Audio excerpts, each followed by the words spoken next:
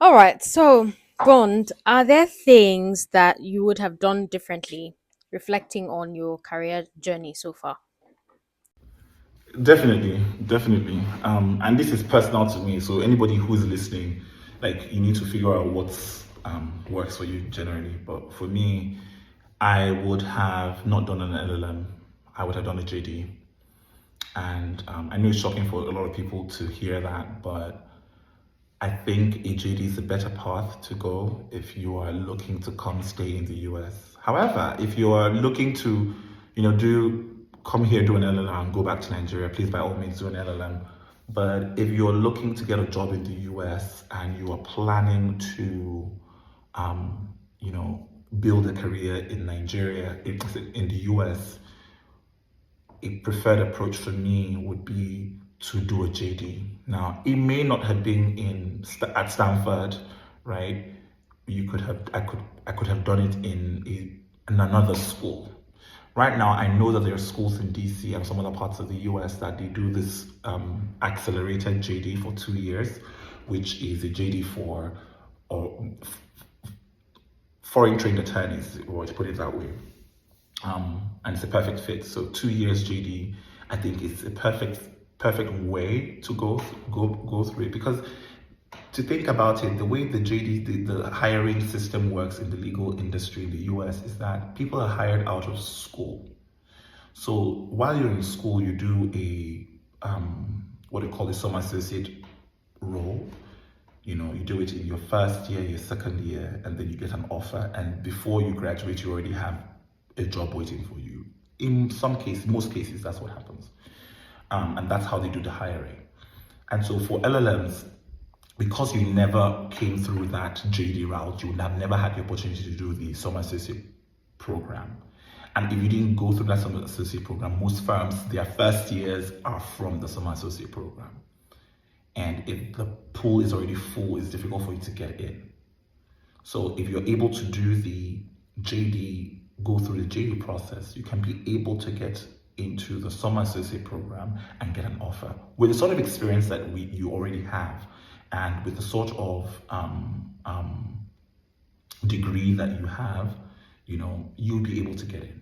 And one thing also that's very important is taking the bar before you even start looking for a job.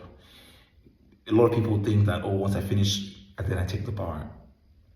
It's the For me, I think about it. It's easier to do it the other way around. So take the bar, right? Then look for a job, because when you're looking for a job, and most of these people would already look down on you and say, a lot of Americans will look down on you and say, oh, you come from a different jurisdiction. How are we sure that you will be able to pass the bar? They don't think you're good enough to even pass the bar. So you need to first of all prove to them that, okay, I can pass the bar.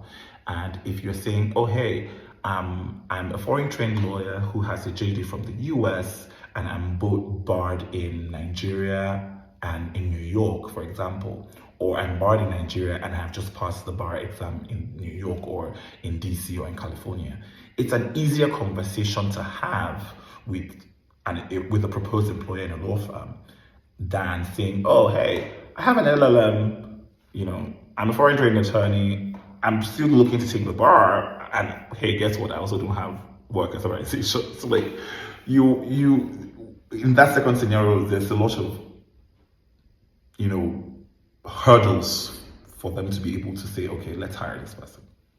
So for me, I would have taken the bar first before even looking for a job. Maybe taking the bar before I even got into school, because as a Nigerian attorney, licensed attorney, you can take the New York bar. I could have, as a first step before even applying to Stanford, try to take the bar in New York, and maybe done a JD rather than doing an LLM. Yeah, that would have been a better approach for me. Okay. Okay. So I hope you're learning if you're still watching. So you should do the JD as opposed to the LLM, just so that it puts you in better stead. Okay. All right. So could you talk us through your Stanford experience, like in a nutshell? How was it? Ugh, it was really interesting, and the reason why I say interesting, because it was a mix of both happy and really sad moments. And the reason why I say happy is you're in a new country. You've always dreamt of being in a particular country. You're finally there, and so there's a need for you to explore and see things. It's a beautiful experience. And then you get to make new friends. But the thing is, you never realize how difficult it is making new friends. First of all, as a Nigerian, if you are a Nigerian in Nigeria, it's difficult making new friends there. Now, you come to a different country where, one, your accent is different, two, a lot of people are from different parts of the world, and everyone is all grown up. So it was difficult making friends, and so loneliness also sets in. There was a Nigerian community at Stanford, but not too many of them were in the law school. And so what you want to do is make friends with people who are like you, kind of, if you see what I mean. And I just didn't have that. In my class, we were three Nigerians initially, and one person dropped off, so we're just two Nigerians left. And there were 3 or 4 Black people in the class of over 100, and then everyone was in their own segregations or sects or groups. So there were the Brazilians, there were the Indians, there were the Asians. So they were all moving together, and the Africans were like what, 4 or 5. So and it doesn't give you enough pool to make friends with people, and so that loneliness will obviously set in. And then you would also be in class with certain people who are not, I would say they're not, they're ignorant. I don't want to say that they're terrible people, but they're ignorant.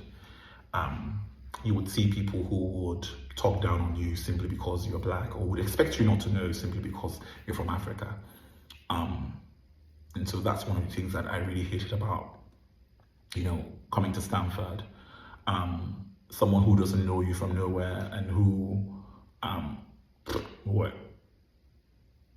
has never met you, doesn't know your career background, doesn't know nothing about you, would simply just assume that you are a dumb skull simply because you're from Africa. And you being able to set people straight is, one really hard thing to do in the US, because you're also trying to be likable, at the same time not want to be very controversial, that sort of thing.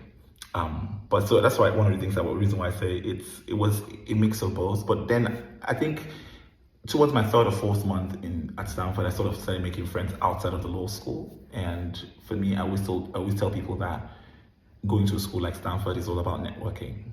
If you box yourself into only being friends with the law students, you've cheated yourself out of the process. So there's a whole lot of people that you can be friends with. People in engineering, people in aeronautics, people in computer science, all that, you can be able to make friends with them. And so I joined this volleyball team that it comprised of a whole lot of people from different parts of the school, and that sort of made me find my own community and friends. They were not Nigerians, I was the only Black person there, but they were really cool and nice people. So that also made the experience really nice. But other than that, I would say it was a bittersweet experience. Thank you, Bond, for being so authentic, because some people would come and on platforms like this they would sugarcoat things and say, oh no, it was lovely, it was amazing, every day was exciting. But I really love what I love the most about your interview is that you're authentic, like you say it as it is. And we all need to hear the truth so that people don't go there. Yeah, a lot of Nigerians need to realize that when you are doing this sort of move, you need to know exactly what to expect. And a lot of people on this side of the world, a lot of Nigerians on this side of the world, we don't seem to say the truth often. We don't seem to. Well, I wouldn't, let me not put it, say the truth. I don't say people are lying, but we don't seem to tell people exactly how, the experiences, go. And I think that's very important so that people can be able to plan their lives. People are literally uprooting themselves from Nigeria to move to a particular country, at the very least. give them an idea of what they're coming to face. It's better for them to be prepared for the worst and then they see the best, right? Than for them to be prepared for the best and then they see the worst. So, and for me, that has been, since I came to the US, every single person who has reached out to me, I always just tell them, look, this is not to discourage you, but this is just to let you know that, hey, there's a likelihood that you could face this, so get prepared for this, and it's good to put your mind in that space. Yes, thank you for that. It's like motherhood or even parenthood. You're a parent yourself, you're a dad. When people romanticize motherhood or being a parent online, and then you think it's nice, it's rainbows, it's butterflies, but nobody talks about the sleepless nights. I was like, what is this? Nah, nah. So yeah, people should learn to talk about. Of course, you're not portraying it in a negative light, but you're giving people a holistic view. Like, look, motherhood is amazing, it's exciting, but they're also the not so pretty parts. Days where you're like, am I even doing the right thing? Like, what the heck am I doing? But you've got this. Okay, so you mentioned the fact that you're able to get a job, against all odds. So what for you, like what was that one thing that you did? Because I know you didn't bleach your skin, or like it's not you didn't change your accent or like your race. It's not even possible to change all of those. But what was it for you that made you get that job? I tell you, I think my accent changed small, just small. Even from UBU, I had already been practicing that. Say one day when On those I, calls. on those calls, one day when I enter that abroad, we have to have a kind of steady accent. It can't be this, but I think for me personally, I had to reevaluate myself. I had to sit down with myself. And some people don't know this, but sometimes you need to take a pen and paper and do an evaluation of yourself. Just with yourself. You don't need a second person. Just take a paper, take a pen. What do you think you're doing right? What do you think you're doing wrong? How do you work on this? Just have a moment for yourself with no distraction. That's one of the things that I did. I thought maybe one of the things, speaking a little bit clearly, would be, helpful. I don't have to sound American. I don't have to sound, whatever. I just need to speak clearly, sound intelligent, you know, try and be very conscious of the sort of words you use and the vocabulary you use, just so that you sound a little bit, what I call it, brighter or smarter.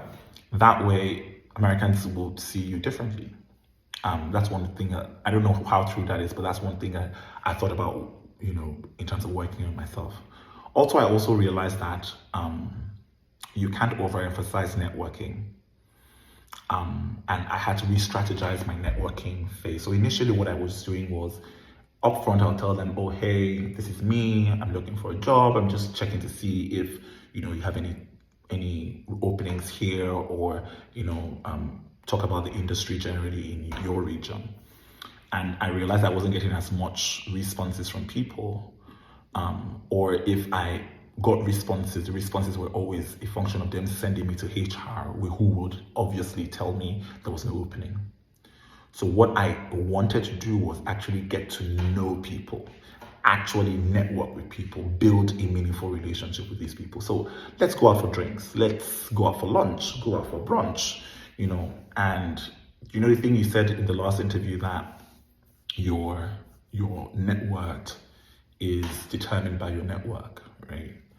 And so that's the sort of thing that I had in my head, that if I sort of networked with people who were of a certain placement in these law firms, there's a likelihood that, when an opening comes up, they would remember me for some reason. I don't know. That was the sort of thing that I had in my head. And so every day, every Monday, I would send over almost 200 emails, to partners, associates at different law firms in different states. So this was me willing to move to any states in the US. I was so flexible that if they said come to Idaho to work, I would be there. If they said come to what's the farthest place in Arizona, I'll be there. Um, and that was my mindset. And so I was reaching out to people all over the US, and I feel like that's one of the reasons why I chose the US over the UK. A part of me feels, and I'm not sure whether that's true, but a part of me feels like the UK, in terms of the city that is bustling for jobs or for opportunities, is just London. I mean, there are other cities that have opportunities, but it's not as huge as you find in London. But in the US, there are lots of states or cities where you could have opportunities. You could be in New York, you could be in DC, you could be in California, you could be in Atlanta, you could be in Texas, you could be in any of these states. And in each of these states, there are huge cities that each of these law firms have offices. So that sort of expanded my horizon in terms of who to reach out to. So this Monday, I could focus on being going for New York firms. The next Monday, I'm focusing on DC firms. The next Monday, I'm focusing on Texas firms in Austin or in Houston or in what's that other city? I'm not sure. I can't remember the name of the city. Austin, Houston. There's one more I can't remember right now. So you just sort of figure out. What I did was figure out those law firms and then send emails to the partners and associates that I think match the sort of experience that I had. And so the emails I was sending out was essentially just letting them know that, hey, I'm this, I've worked here, I've had this sort of experience, I've gone to Stanford, and I'm sort of looking into the industry to figure out, what the industry is like. I know that there has been a downturn in terms of hiring, interest rates, and all that for the M&A industry. And so I'm trying to figure out, what's the best approach. You come from a position of wanting to learn rather than I'm looking for a job, if you see what I mean. That way, the person is more open to having a conversation with you, thinking that, he's not looking for a job, he's not asking me for a job, but hey, let's have a chat. And in my what do you call it? In my signature, so it was a friend of mine that gave me this idea, but in my signature block of my email, I'd have my resume and my due sheets there, or to view my due sheet, please click here, that sort of thing. And so obviously the person would see that email, would read my signature block and would click it and see what my experience is and would get the person interested. That was the field that I was interested in doing. And every time I did that, I would have chats with people. Sometimes coffee chats. One time I flew to California just to meet someone, and it was really helpful. And I had been looking for a job for the longest time. It was in, I think, October. No, it was it was November, end of November into December. The last week in November, yes, that was what it was. And someone I had spoken to before, months ago, maybe in April, sent me the job posting for where I'm working right now. On LinkedIn, there was a job posting on LinkedIn, and then she sent it to me, and said I should look at this. That she thinks this will be a good fit for me. It was a junior corporate associate role. I was like, okay. So I applied on Monday, and believe me, by Friday I got the offer. It was 1 week, literally 1 week, and that's how I got the job. And so realizing that looking for a job wasn't a function of actively telling people, oh, I'm looking for a job, do you have an open role? But literally, having conversations with them. And Americans love small talk, getting them to like you, getting them to see that, oh, okay, this person is not as backward as I thought he was. He is actually very interesting, he's actually very knowledgeable, and he has a good resume, so why not if not? And so she forwarded this thing to me, and I looked at it, applied. Shockingly, in 1 week, by Friday, I got the offer. So that was the game changer for me. And the thing that you said about not being too direct, don't say, oh, I'm here, I'm looking for a job. They will ignore you, but They just will try. exactly. They will Yeah, ignore you try or to. send you to. Mm-hmm. just try to, get to know the person. That's the purpose of networking, not, oh, because of what you want, I need a job, so talk to me. Nobody's going to talk to you. So thank you so much for that. That was so profound.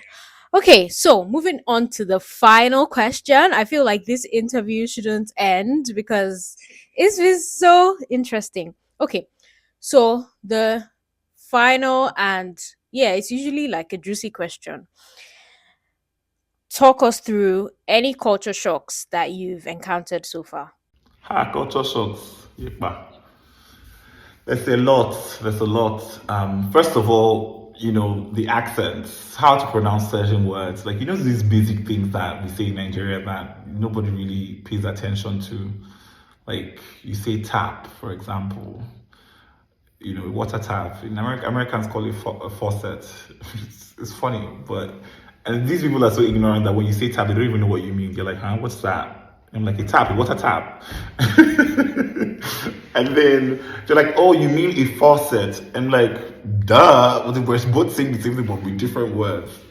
And I think the funniest part, the funniest one example for me was a time when I was doing a class project with some JD students who were Americans, and I was the one typing the project on my laptop, and some of my group members were looking over my shoulder as to what I was typing, and I missed the full stop, and so the girl says, "Oh, put in a period after that sentence."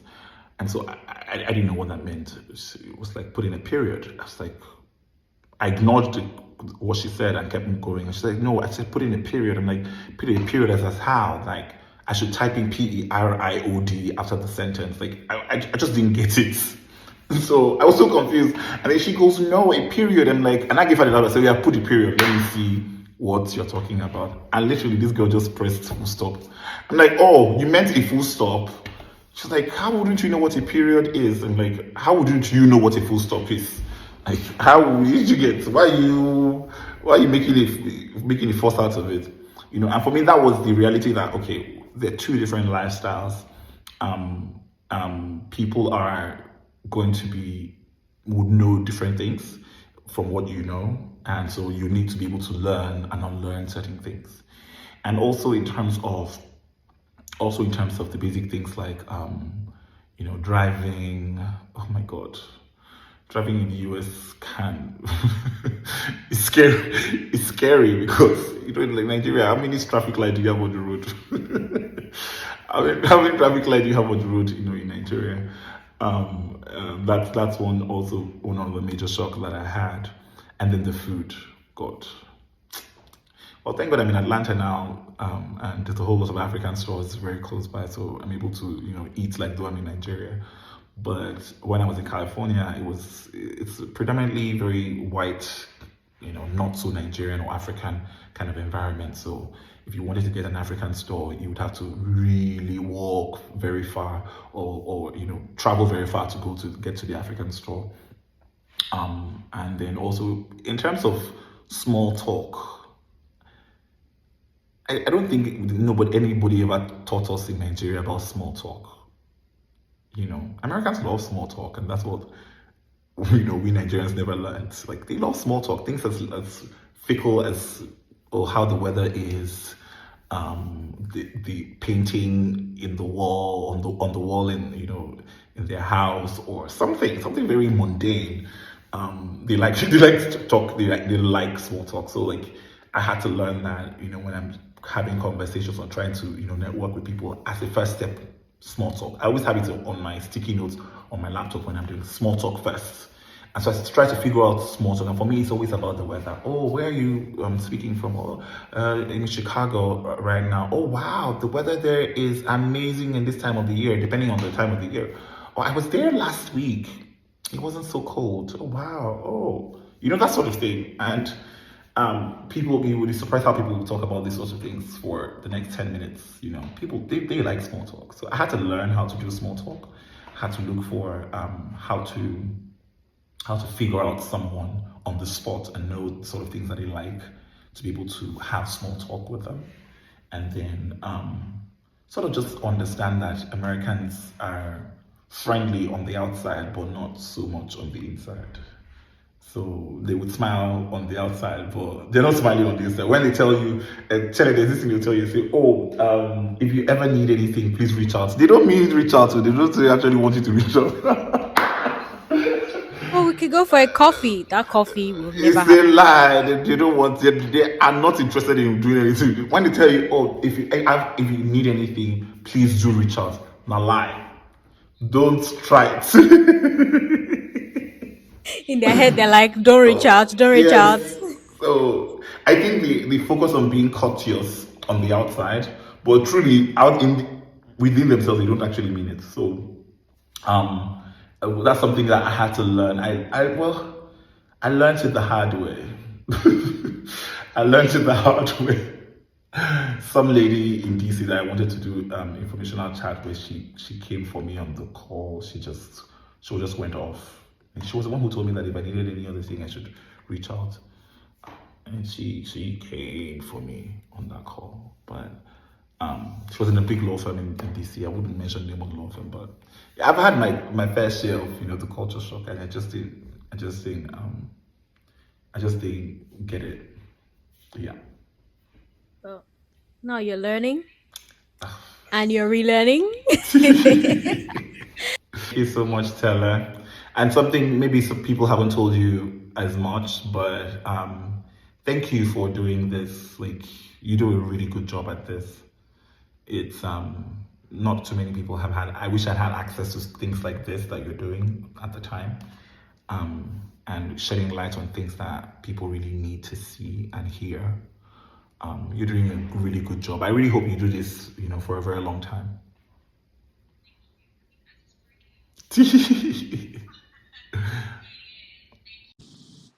At this point, I lost my audio, but I was just telling Bond, thank you for being my guest, and it was a really interesting and insightful episode.